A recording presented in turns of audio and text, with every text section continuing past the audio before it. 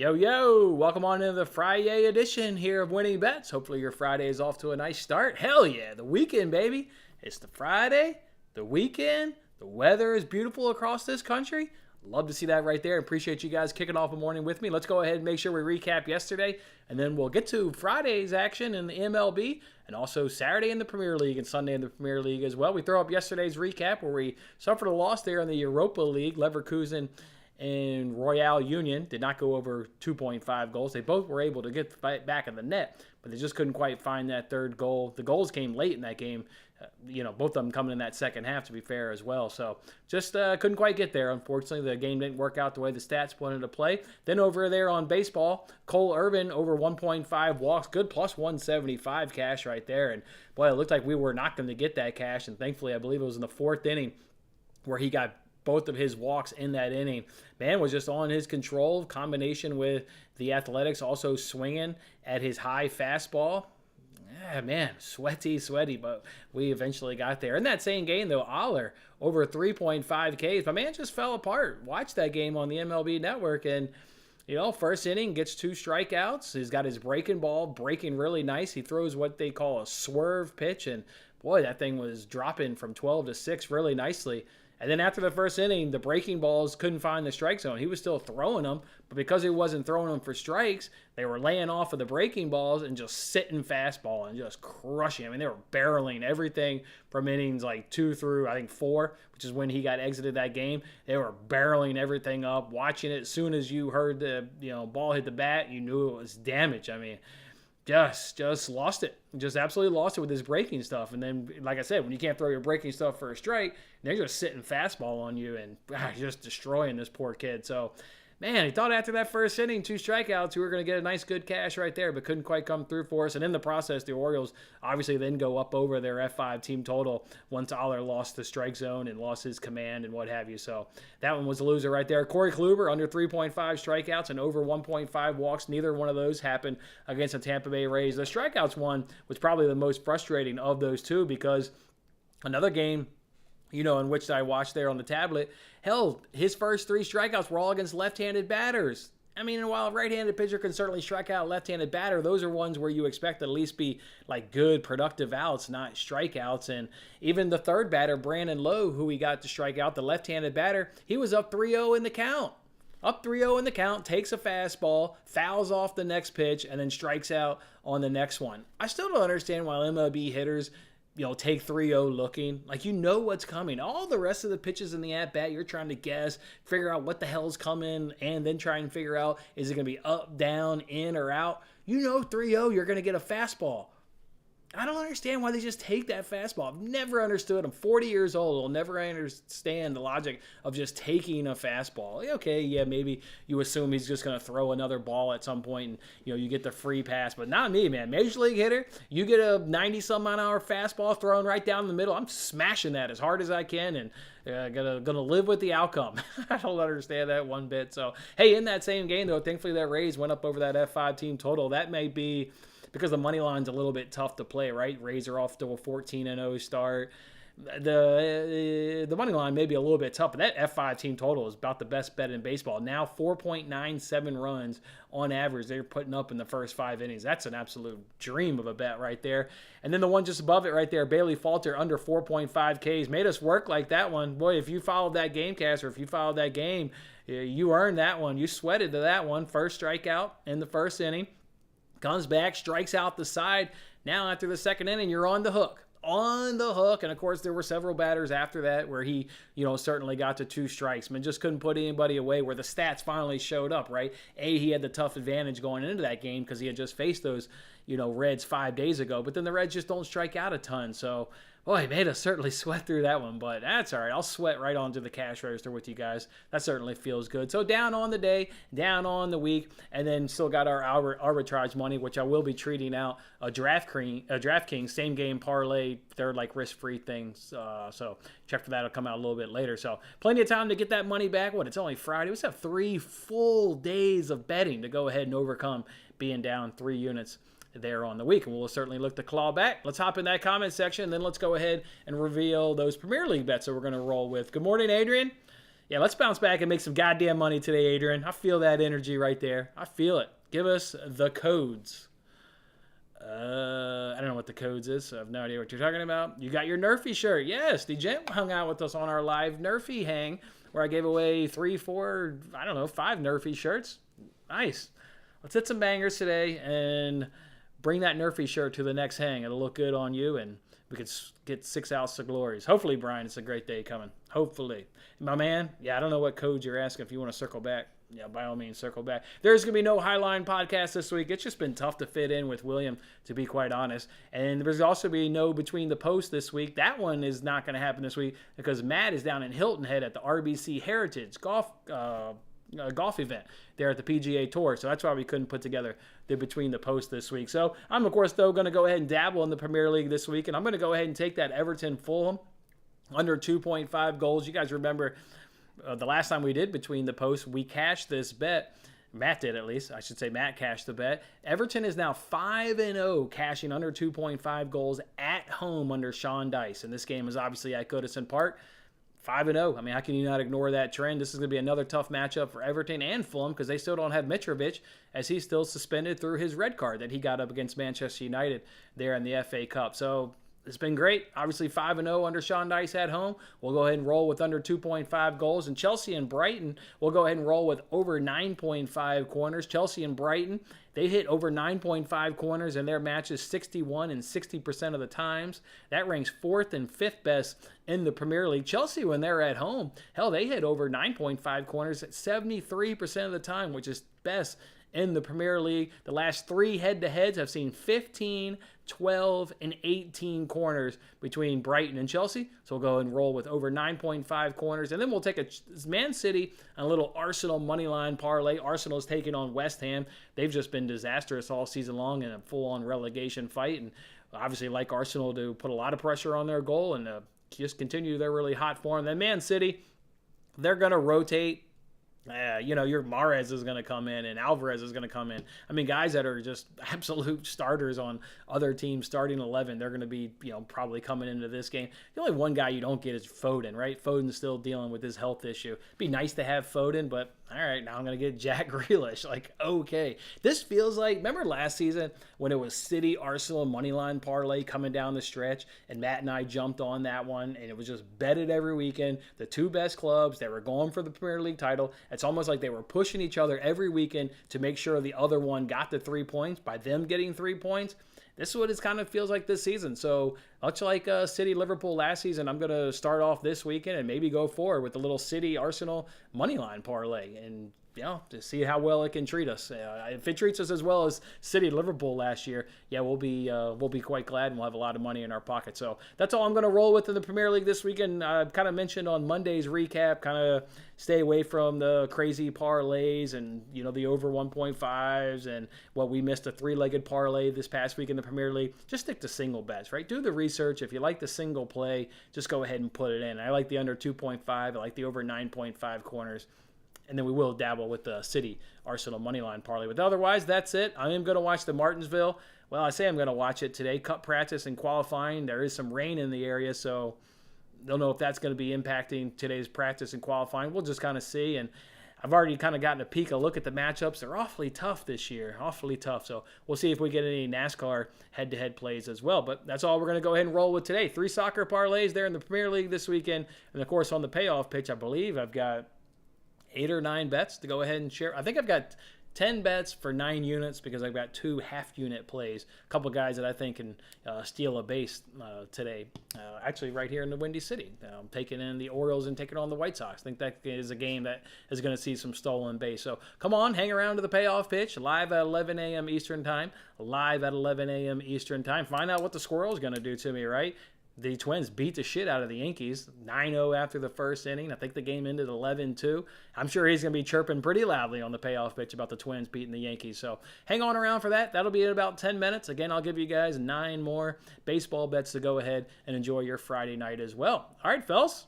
Let's get some energy going. Let's get some chatter going in this comment section. I'm going to be sitting here looking and seeing what you guys are betting, seeing what you guys are liking this weekend. So let me know. Yeah, drop in... chime on in, guys. Let's keep this chat happy for the next 10 minutes. yeah, you'll find out. It's not going to be. I'm going to be quite embarrassed and quite humbled. So it's not going to be fun. So, all right, fellas, come back with you guys shortly.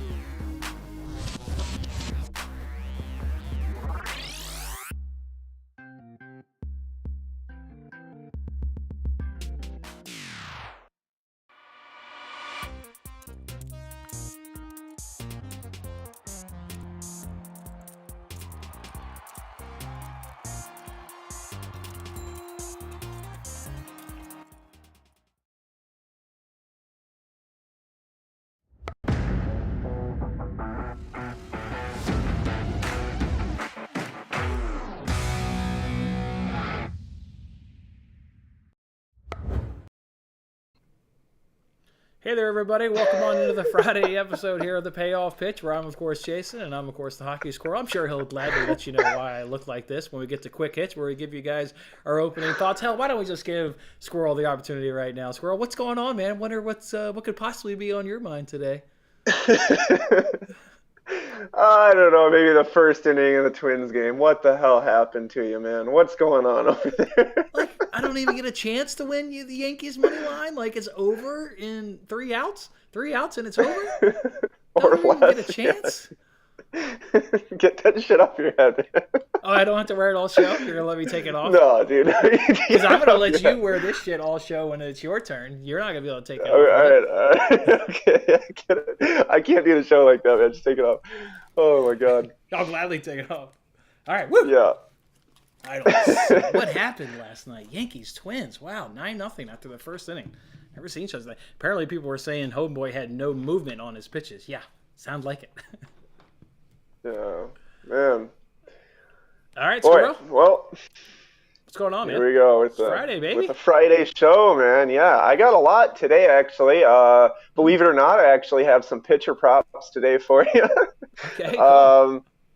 Yeah, I found some things, I found things that you would think immediately like, oh, this is a play. And then you go in and you start finding reasons to not like it. You ever have days like that? Like Sure. some days, I mean, it doesn't always happen, but I'll talk about some of them as I come across the games and whatnot. I mean, we'll touch here on a little bit of everything as we always do.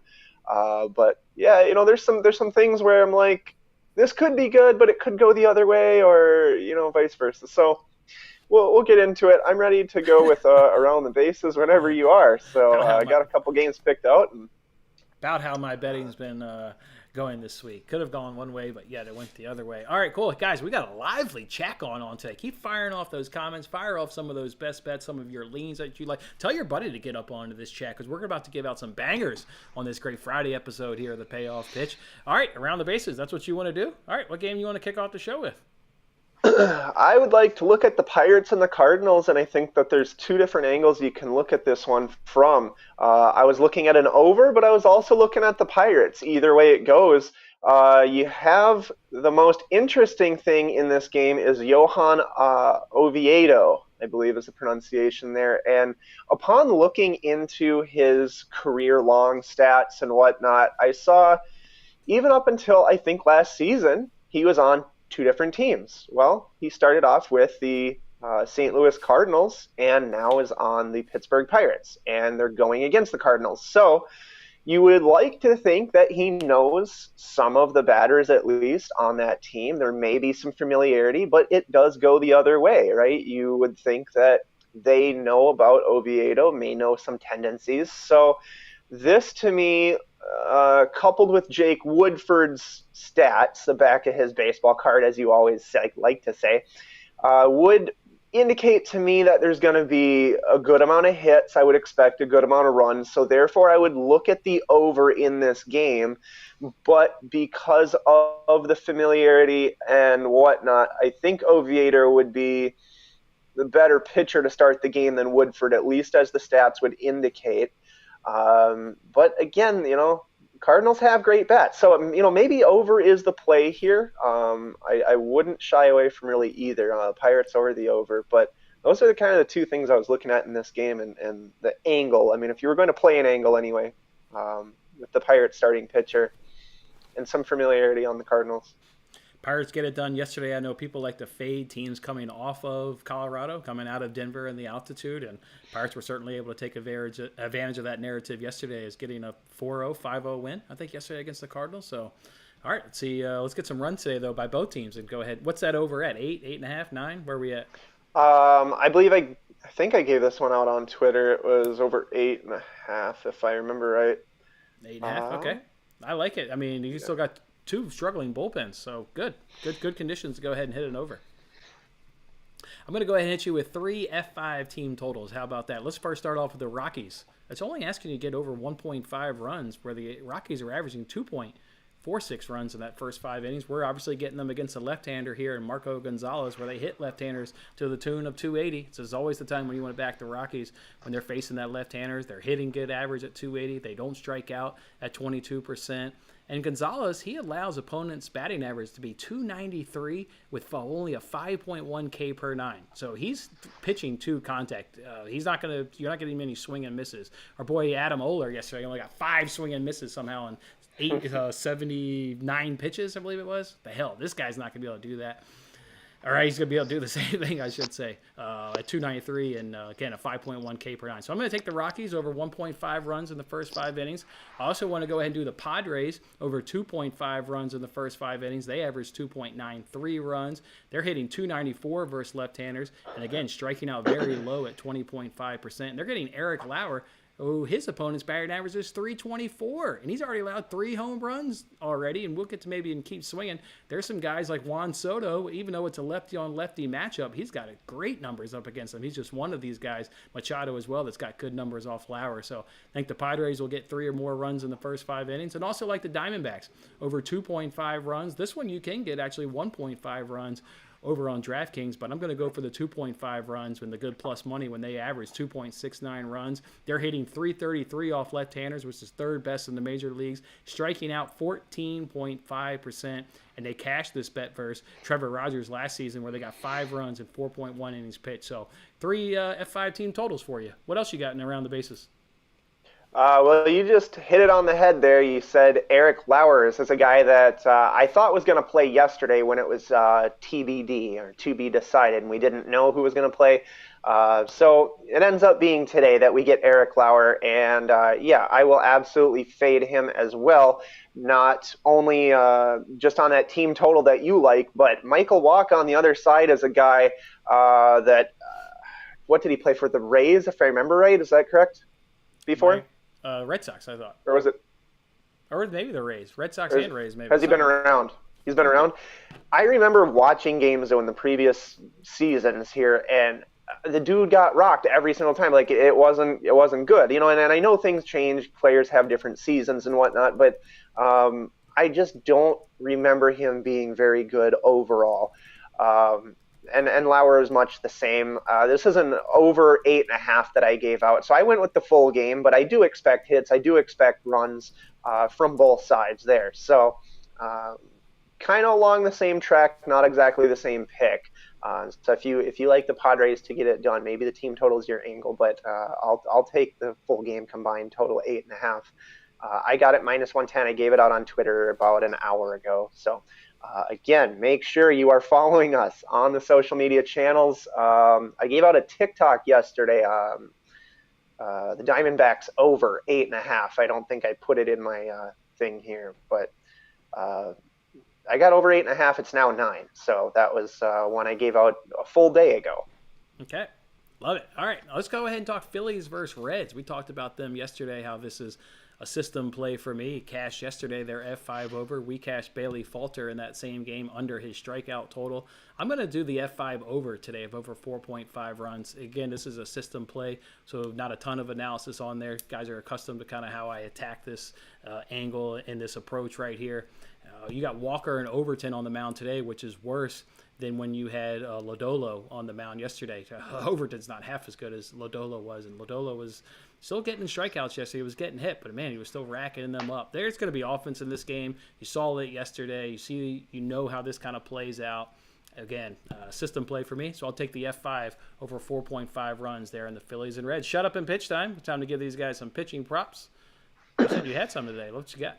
Oh, I definitely do. And Yankees might have gotten rocked yesterday, but you got nasty Nestor Cortez today on the mound. Over 5.5 strikeouts against the Twins. It's -120. The projections are close to 7. So I will take a projection of almost 7 at -120 when I'm getting over 5.5. We've seen what he can do. You know he's a strikeout guy. It's going to happen. I'm very, very high on that strikeout prop, along with another guy. If you want me to go ahead and give it out here, I only have 2. Do you remember on the Rangers another trend guy? I'm not big on trends, but a guy that would win a lot of games for this team was Martin Perez of the Texas Rangers. And I'm over on his 4.5 strikeouts as well. This is +115. Modeled it for 5, just over 5 strikeouts. So if you're getting plus money and you have a projection over what the current total is, obviously you're going to have an edge there. It's not as big of an edge, I think, as Nestor Cortez, but still something worth playing at plus money. So you get to root for strikeouts there, possibly in that Rangers game. I'm looking at an under in some capacity as well. Under there in Rangers Astros. I like that Nestor Cortez one. If the Yankees are going to get back in this 4-game series, they're going to need some length out of Nestor Cortez. And if you get the length out of him, strikeouts are going to come along in some capacity in there. So I think Nestor Cortez is definitely a good guy. They're going to, even if he gets roughed up, they're going to have to leave him out there a little bit. They can't go 2 straight consecutive games of just, burning up a bullpen, even though they did get, a couple of guys to go, I think 3 innings apiece, and they even used a position player there in that 9th inning. You got a 4-game set. You want to get back in it. They're going to need Cortez to step up, so I like that one right there. I've got a couple pitching props that we can go ahead and attack today, a couple overs as well. Let's look at this Tigers and Giants game. What about Sean Manaea there of the San Francisco Giants? He's got over 5.5 Ks at even money. Facing the Tigers. He didn't face the Tigers in 2022, so I just love that. Nobody's really seen this guy. Big, tall kid, 6'5". He's got a nice downward plane on his pitches, being the big kid that he is. His K per 9 the last 3 seasons has been really good at 10.1, 8.9, and 9.7. The Tigers' K percentage versus left-handers is really high. I thought, you look at this matchup, you're like, oh, give me that Tigers F5 team total. They're not hitting left-handers right now. They're striking out at 28.6%. And he just went up against the Royals that strike out at 28.8%. So you can basically see the identical number there with the Tigers. And he got 8 Ks against the Royals. So no reason why he can't rack up a lot of strikeouts against these Tigers. So I like over 5.5 Ks. You could also look at Joey Wentz in that same game because the Giants strike out the most versus left-handers at over 30%. I'm just not willing to go Joey Wentz. I like Sean Manaea. Again, big, tall kid, 6'5", so I like him. Another one I like here is Patrick Sandoval, under 5.5 hits. I think you could look at that. I think you could also look at over 16.5 outs. The reason I think Sandoval will have a good amount of success today up against the Red Sox is because they are struggling versus left-handers. They're hitting below the Mendoza line at 198. Sandoval in 2022 was also better on the road than he was at home. His opponent's batting average is 238 on the road versus 255 at home. His ERA is 2.54 on the road versus 3.31 at the road. Both of these bets, where you do the hits allowed under or the outs over, both of them have cashed in one of his 2 starts. But an opportunity against the Red Sox struggling versus left-handers, maybe to pick up one of those, if maybe not even both of those cashes. So that's how we'll see it right there. 4th inning, long shots. We got to give these guys some long shots. And, boy, we mentioned bet openly. What a day yesterday when you said parlay your Athletics, your Tigers, and you said parlay the Twins. You only need one of those 3 to hit. How many times, guys, have you guys placed a parlay? Alejandro, you're sitting there, right? You're sitting there. You and Adrian are placing parlays every weekend. How many times, Alejandro, do you miss a parlay by 1? Go place that thing over on Bet Openly where you can be the house. And this time, you don't need 3 out of 3 to hit. All you need is 1 out of 3 to hit. What you got today for the people there on long shots there, Squirrel? Yeah, there's 3 underdogs that I'm liking, 3 I'm looking at. Number 1, I already talked about a little bit there, was the Pittsburgh Pirates on the money line. I got them at a plus 147. I did give this one out to my members already in my Discord. We've been doing okay, a lot of back and forth, right? You have that big day and then a lot of going even or losing a unit or 2, but we're hanging in there in the Discord, a lot of volume, but a lot of it today is going to be these big underdogs. So Pirates there with Oviedo, and hoping that familiarity kind of swings our way or works our way. I know they lost O'Neal Cruz, so I was a little bit skeptical there for the first couple games after that to see how it affected them, but they seem to be doing okay in Pittsburgh there. Next is, I don't know if we've talked about this game yet, but the highest achievable line is a big plus 160 with left-hander on the mound going against the Colorado Rockies on the money line at a plus 160. I think we briefly talked about this, and I think you were on a team total there. Yeah. For the Colorado Rockies, but I like them to get some hits, though. I think it's just too much in terms of points, too many cents in terms of value. And so really, when you get to a certain point, you stop looking at who is going to win the game, and you start saying, what's the value I'm getting on this? What should the real price be, and what is the sportsbook offering? And there's a lot of psychology that goes into it, right? Into the sports betting. And this is something that I'm going to be writing about today as I create that free ebook that I'm coming out with here. Is going to be about some of this psychology and thinking, where can I start to think about value rather than I'm trying to pick a winner? Because if you're always trying to pick a winner, it's going to lead you to mostly heavy favorites, right? Mm-hmm. So on the flip side of that, a lot of people don't have the confidence to make plays like yesterday with the Detroit Tigers at plus 210 or in the Athletics at plus 200 where, it came down to the bottom of the 9th inning. You've stood a chance right to the end. Oh, yeah. A lot of games are like that. So Rockies there against the left-handers. And the last one I was looking at, just in terms of weird line movement, a game that I've said this throughout the first week and a half here of the MLB season. Oh, you're stealing my dog. I can feel it. You're stealing my dog. Am what I? Is it? Yeah, I can feel it. Go for it. Go for it. Is it the Kansas City Royals? No. Well, okay. Royals. Ooh. Yeah. Royals. All right. It's a weird one. To me, I think generally I would expect the Royals to be more of an underdog than they are today. So when I see something lower that way, like when the line is priced weird, I generally will stay away. Like when it's obvious that the Blue Jays should be a heavy favorite, or when it's obvious that the Tampa Bay Rays should be a heavy favorite, and they're not, it raises a red flag to me. I see it this way a little bit today for this game. So I'll go for the Royals, the Rockies, and the Pirates as my 3 large underdog plays.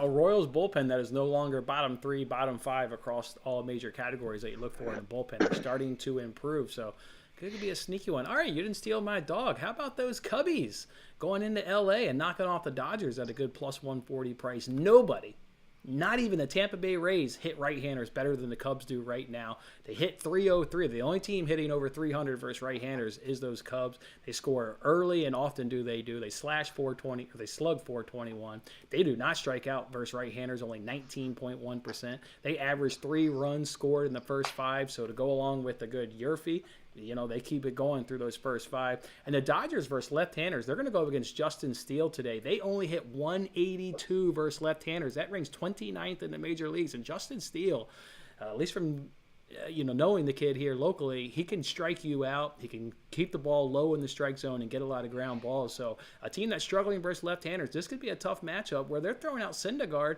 a right-hander, where, again, the Cubs crush right-handed pitching.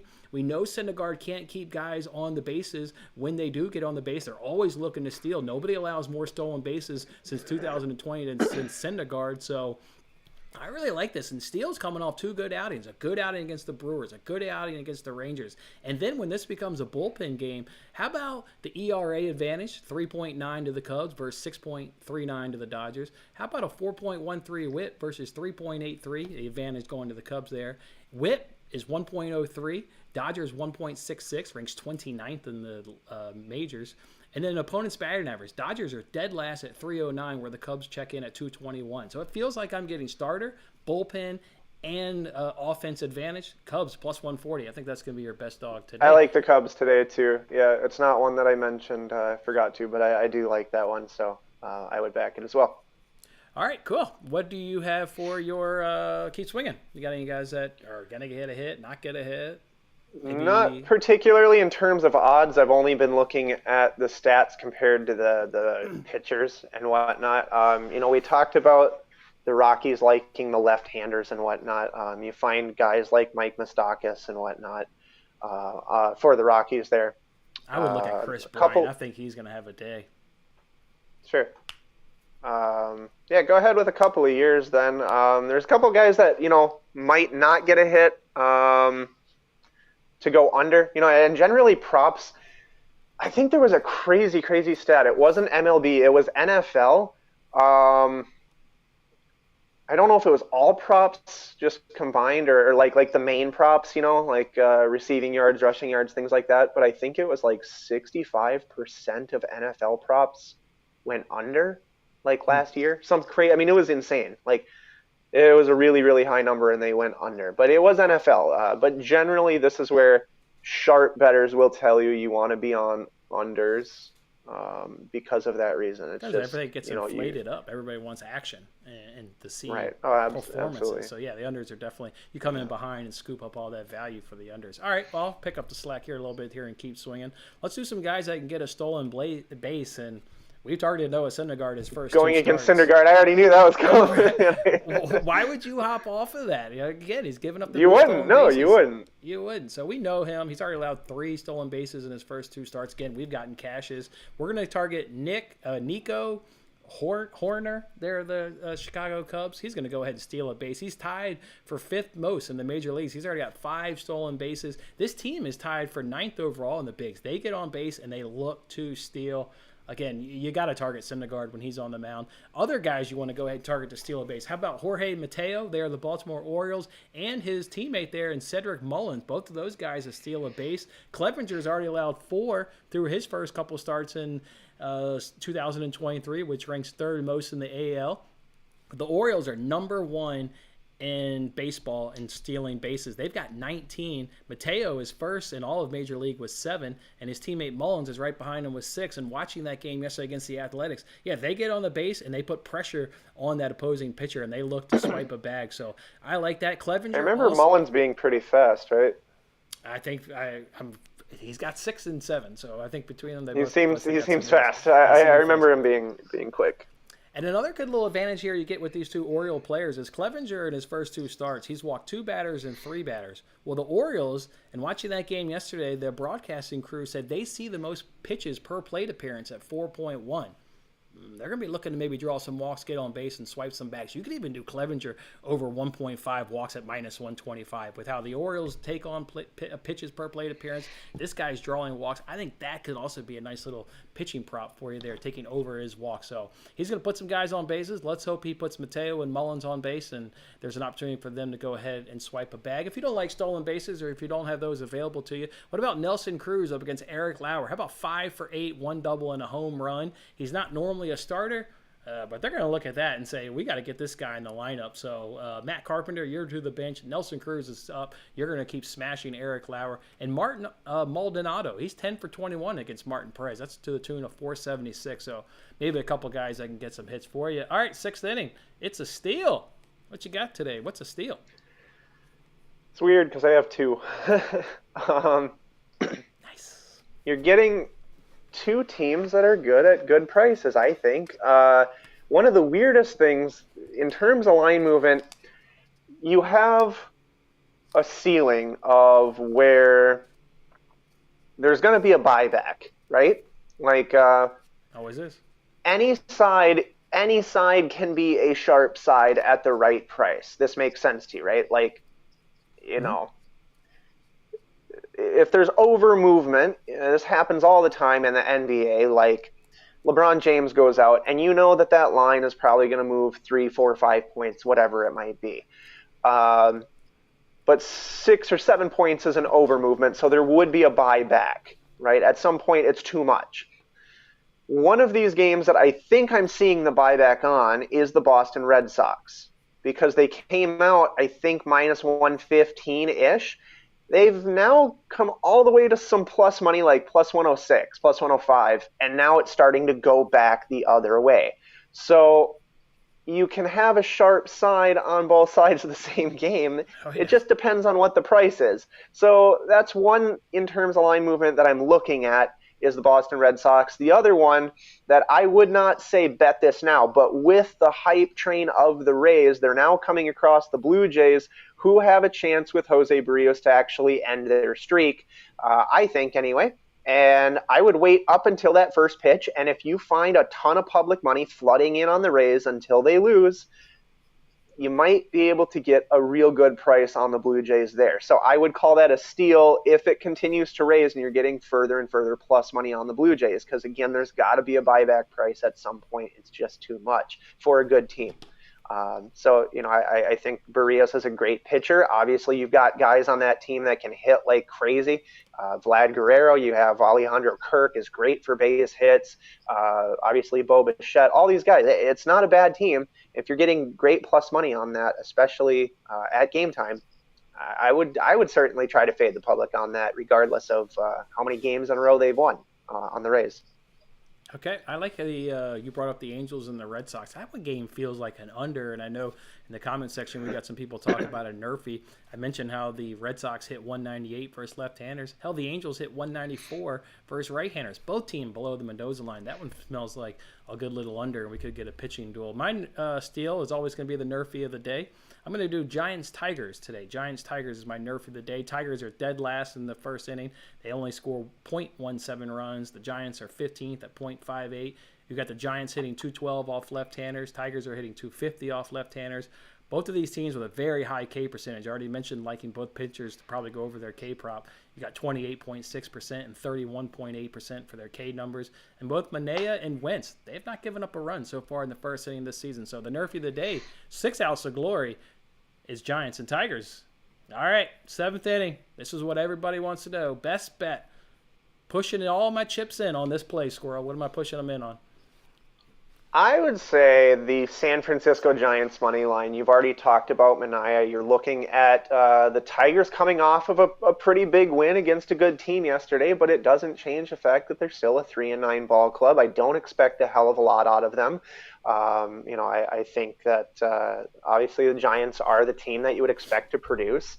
And for those reasons, at a minus 140 price, that's what I'm going to go with as the most likely to win of all my plays on a day where I'm taking a ton of heavy underdogs. But in terms of a favorite, that's one I'll go for.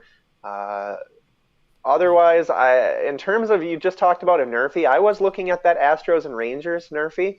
I got kind of spooked off of it because the over, so the YRFI, is actually juiced. And the over in the first 5 innings, I think it was 4.5, is juiced, and the full game over 8.5 is juiced. It's weird in a game where I expected to be a pitcher's duel, so it kind of scared me off there.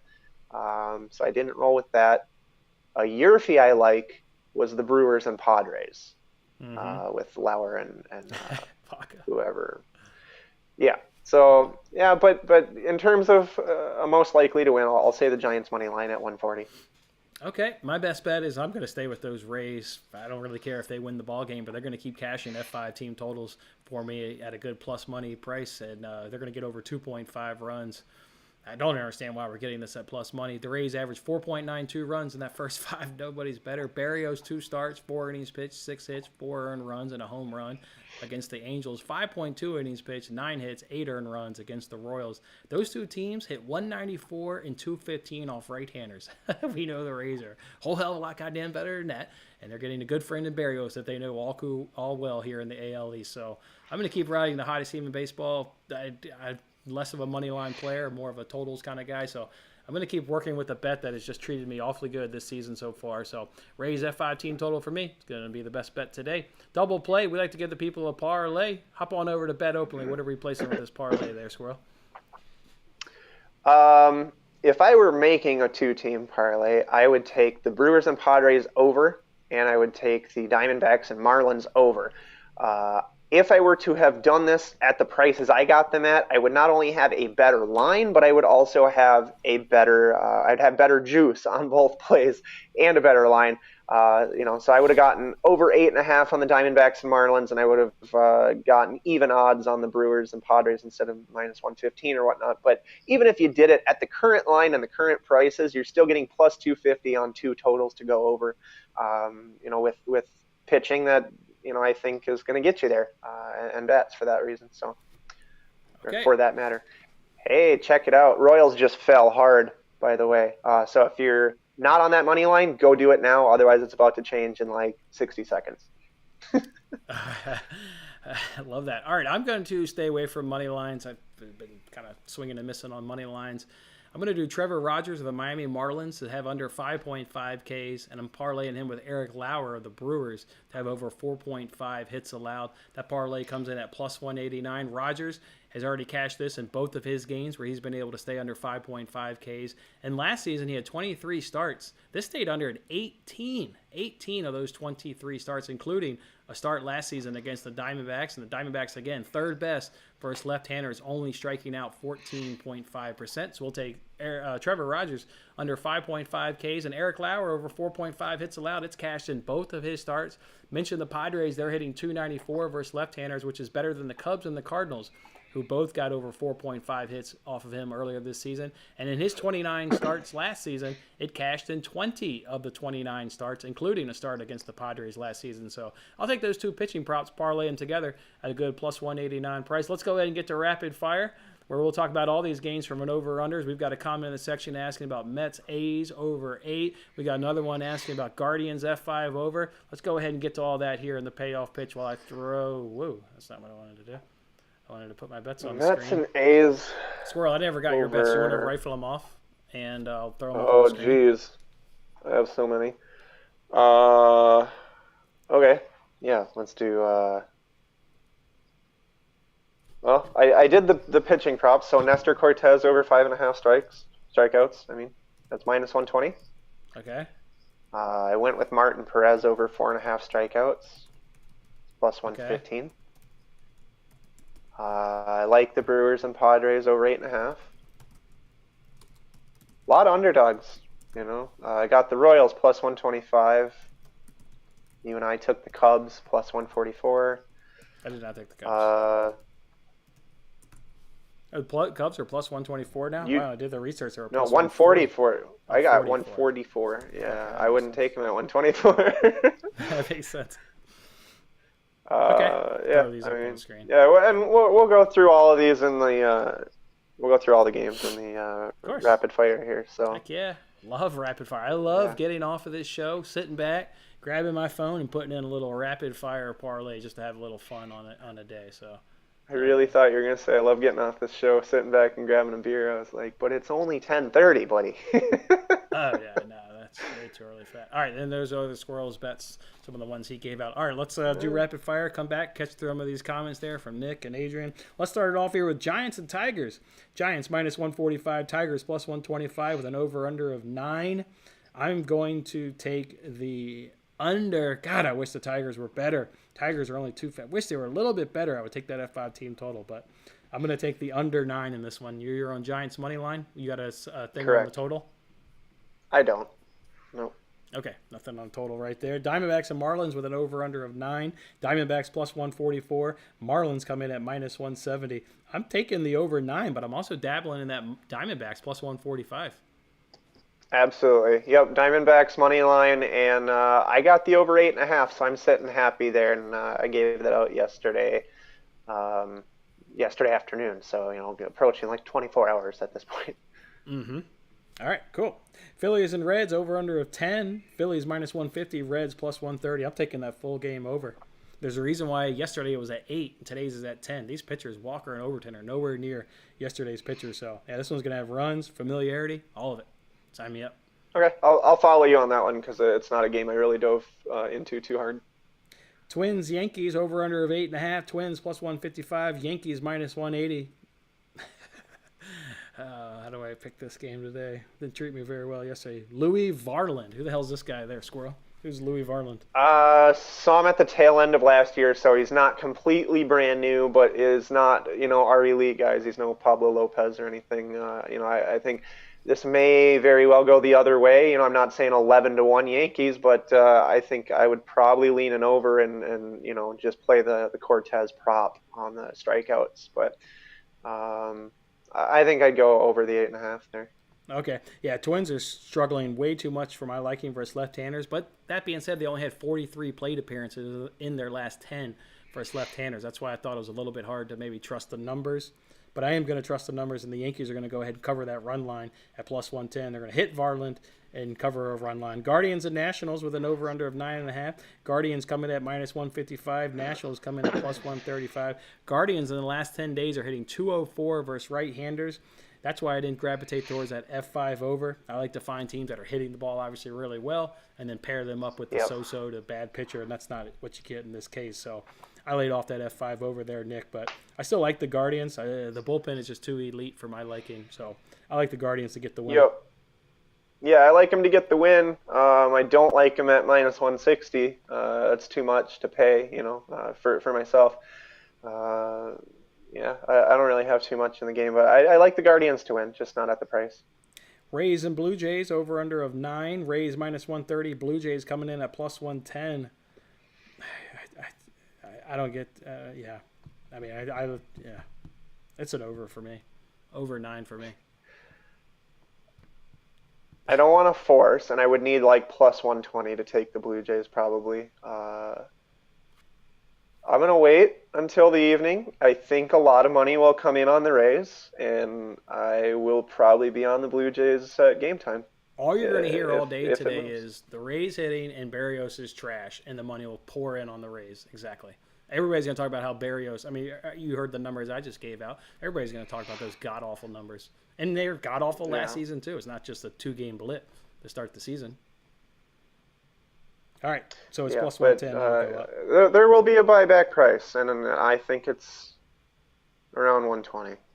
Okay, all right. Orioles and White Sox over/under of 9. You got minus 110 up against a minus 110. You know what I'm going to take? Orioles. I'm going to continue fading the team with the shittiest bullpen in the big, so give me the Orioles.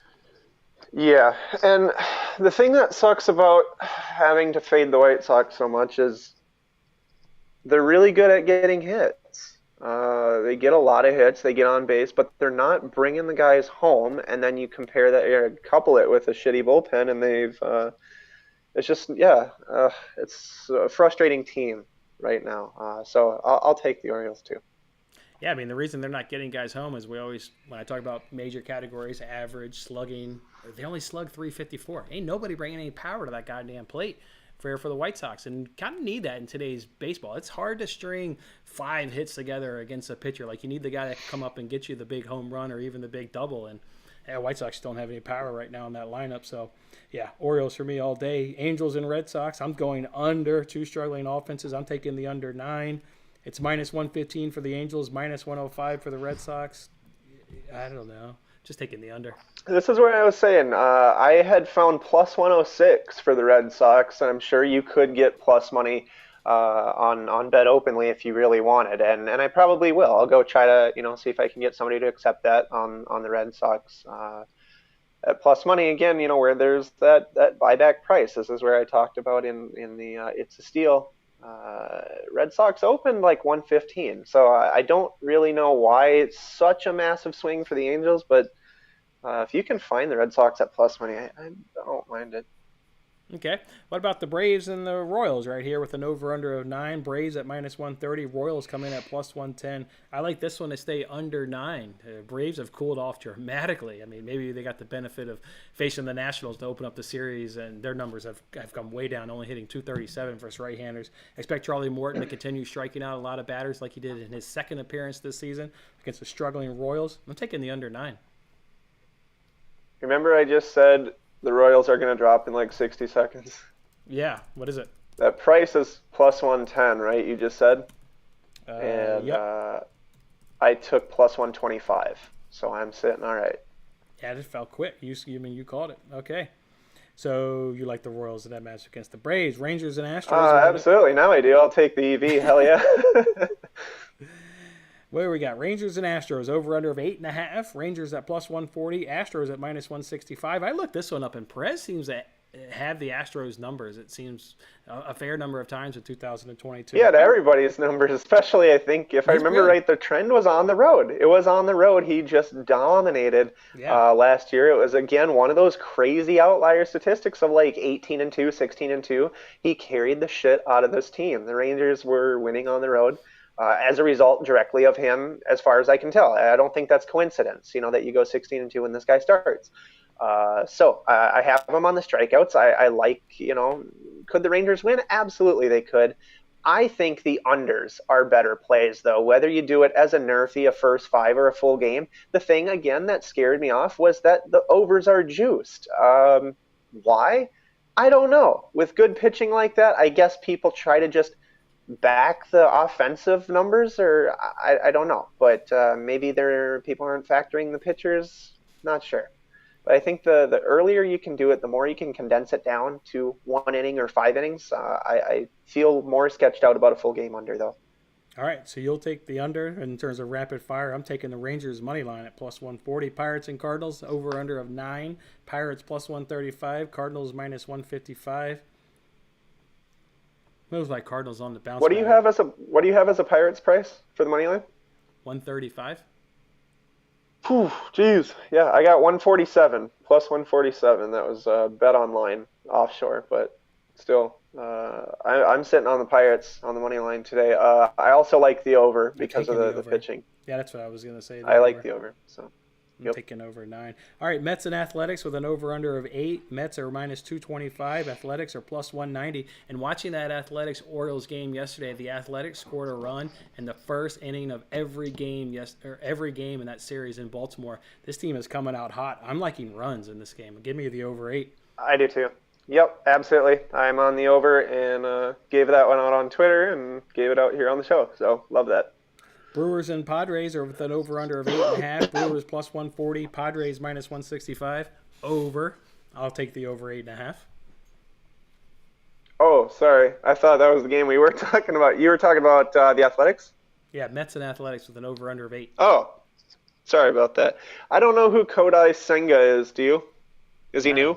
Never heard of him. So. Yeah, he's new. Yeah, I'll take my shot on the Athletics because I know who Caprillion is.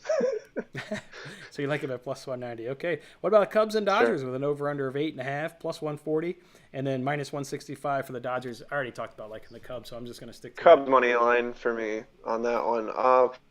Here's what's weird, though, is usually you would take an underdog with an over.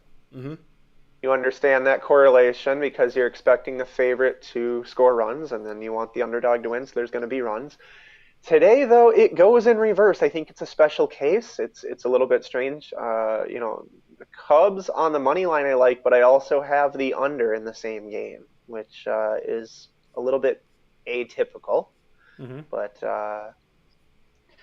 I think it's well Syndergaard within their sucks. right. And like I said, the Dodgers are struggling versus left-handers, and Dude, Steele's coming off two Syndergaard good sucks starts. so bad. Do you remember? Was he was on the Angels, right? Yeah, he was on Before? the Angels and Mets, I believe, are his two And previous I would stops. sit down, right, and I would watch the game, and they'd start Angels broadcast, and they'd have the big red thing would come across the screen, and Syndergaard, and they'd Thor, and then this lightning would flash across the screen, and they'd say he comes out, and he's got this Fabio like freaking long blonde flowing hair, and he sucked ass every single time. They were stealing bases on him, couldn't throw into the strike zone. It was terrible. It was so bad. I have those burned in my head. The guy is not good. So I'll take the Cubs. Thank you very much. Cubs are going to get it done. Yes, Cubs at plus 140. All right, looks like you've got some great bets. Make sure you hop on over to hockeysquirrel.com, where Squirrel will be adding to his card throughout the day. You can get that information down in the video description. I won't be adding anything to that. Hell, that's 8 or 9 or 10 bets on over there, so I'm going to go ahead and enjoy my Friday night with that action right there. Enjoy it with me. Come on back on Monday. Let's see how this day treated us. We'll recap that on Quick Hits. Hey, question for you before we leave. Have those second inning bets been cashing for you better? Like, do you feel, or if you've been tracking them, do you see a better result in those second innings? Are we talking about Yeah, the like Mercy as no opposed to the run, no run Murphy? second innings. Yes, yeah, to avoid the top of the order. My record, I've got it right here. I will go ahead and pull it up. I'm 3-0 betting Nerfies on the season and 1-0 betting Nurseys. So 4-0 altogether, Okay, but small sample cool. size in both of those, to be fair. Absolutely, yeah. Well, it Missed sounds like on, you're picking them good though. So missed on my one keep it up. Yerfie the other day with the Cardinals against the Rockies. I missed my one pick this season trying to predict the team to score in the first inning. And like I said, that was Well, literally we'll see how that Brewers game goes, because that would be my first Yerfie of the year. Actually, my first Yerfie ever. I've never made a Yerfie bet ever in my life. Well, So. here you go. Well, then, hell, I need to tail it because you got beginner's luck. What? It was Brewers Padres? I need to put all my money on this. You got beginner's luck? Shit. I get all my cash in on this. Brewers Padres, Yerfie. I'm on it. That's going to go in the rapid fire parlay. Alrighty. All right, fellas. Go enjoy your weekend. Come on back on Monday. We'll kick off another week here of the MLB slate. Enjoy it, fellas. See you later.